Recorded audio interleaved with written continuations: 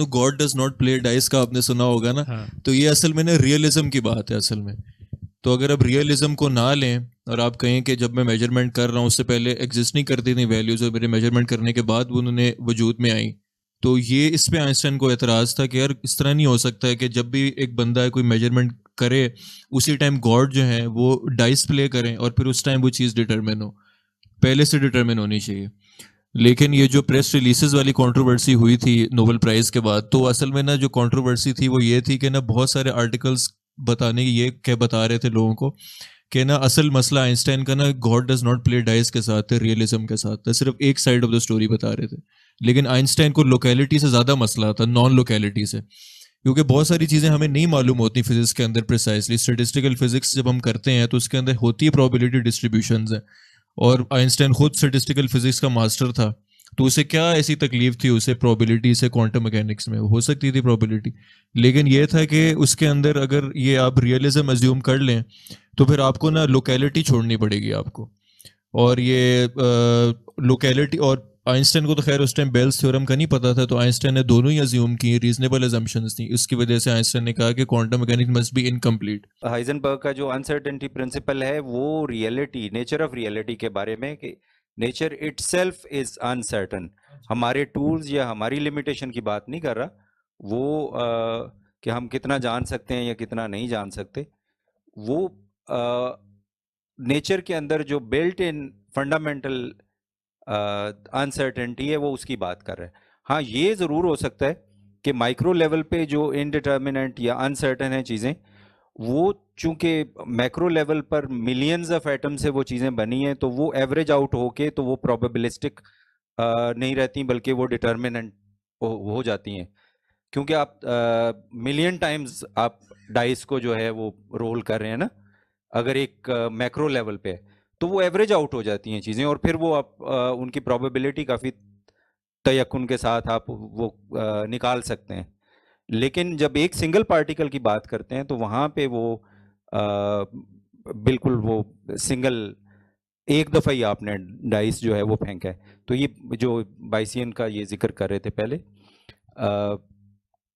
तो एक इंटरप्रिटेशन ये भी हो सकती है, अगर जो उससे ग्रेविटी वाला मसला हल नहीं होगा, लेकिन ये जो हमारे ऑब्जेक्ट्स हैं जैसे बास्केटबॉल है, या वो जैसे इनकी वेवलेंथ जो है वो इतनी बिल्कुल नेग्लिजिबल हो जाती है उसके मुताबिक, डिब्रोगली के मुताबिक, लेकिन होती है।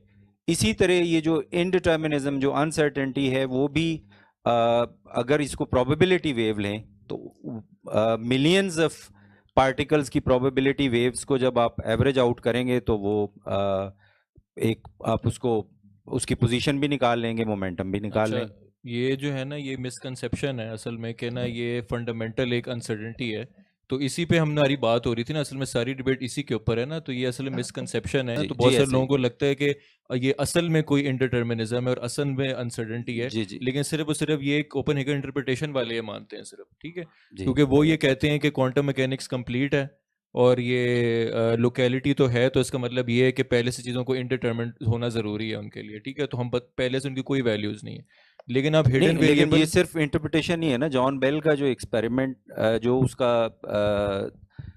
वो निकालता है, दोनों की आउटपुट अलग अलग आती है। अगर हिडन वेरिएबल है तो उसकी आउटपुट नहीं जो है नहीं वो लोकल अलग रियलिज्म होता है उसके अंदर। हाँ। चले मैं एक्सप्लेन करता हूँ ना फिर से। तो उसके अंदर लोकल रियलिज्म उससे डिस्प्रूव होता है बेल के जो इनइक्वालिटीज वाले एक्सपेरिमेंट्स हैं, तो उसके अंदर अब ये है कि अब जो कोपेनहेगन इंटरप्रिटेशन वाले हैं वो हिडन वेरिएबल्स को नहीं मानते, ठीक है, तो ये सिर्फ हिडन वेरिएबल्स को जो ना मानने वाले हैं सिर्फ वो ये कहते हैं कि पहले से जो है फंडामेंटल अनसर्टेनिटी एग्जिस्ट करती है यूनिवर्स में, फंडामेंटल इंडिटर्मिनिज्म है, और ऊपर के लेवल्स पे तो क्लासिकल लेवल्स पे तो चीज़ें डिटर्मिंड हो सकती हैं, लेकिन आप स्मॉलेस्ट स्केल्स पे जाएं तो आप अनअवॉइडेबल सी अनसर्टेनिटी मिलती है। तो ऐसा नहीं है, ये इंटरप्रिटेशन है। तो आप बोहम की थ्योरी अगर ले लें तो बोहम जो था वो एग्जैक्ट वैल्यूज देता है आपको पार्टिकल्स की, पोजीशंस की, मोमेंटा की, वो मानता ही नहीं है हाइजेनबर्ग अनसर्टेनिटी प्रिंसिपल को। लेकिन अगर आप वो ने वो चीज़ लेनी है, जो लेके आता है वो कहाँ से? नहीं, पायलट वेव जो होता है वो उसको गाइड करता है पार्टिकल को, और पार्टिकल की एक डेफिनेट उसमें सारे वेरिएबल्स की डेफिनेट वैल्यूज होती हैं, उसके अंदर ये नहीं होता, अनसर्टेनिटी नहीं होती। मसला सिर्फ उससे ये आता है कि ना नॉन लोकेलिटी आ जाती है।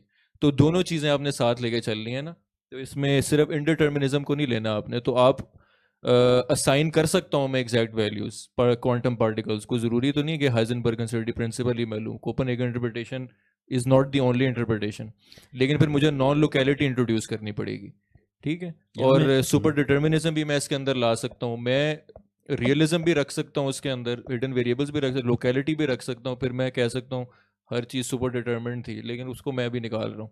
लेकिन ये जो है ना मिसकंसेप्शन जो है ना, ये आप लोग निकाल दें। ये काफ़ी डॉक्यूमेंट्रीज में भी चीज़ें बताई जाती हैं कि यार फंडामेंटल लिमिट है, इसके बियॉन्ड हम कुछ भी नहीं मालूम कर सकते। तो वो एक सिर्फ कोपेनहेगन इंटरप्रिटेशन की वो चीज़ है। तो मैं आपसे एग्री करता हूँ।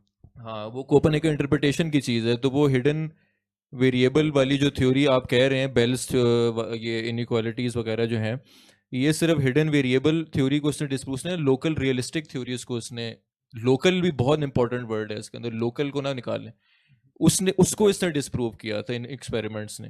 तो मैं ज़रूरी तो नहीं है कि मैं रियलिज्म को निकाल दूं। आप कह रहे हैं रियलिज्म को, आइंस्टाइन का सबसे बड़ा मसला ये वो जो अपना ईपीआर में बड़ा मेन कंसर्न ही उसका यही है, ये अनसर्टेनिटी का, उसी को ही तो वो एड्रेस कर रहा है।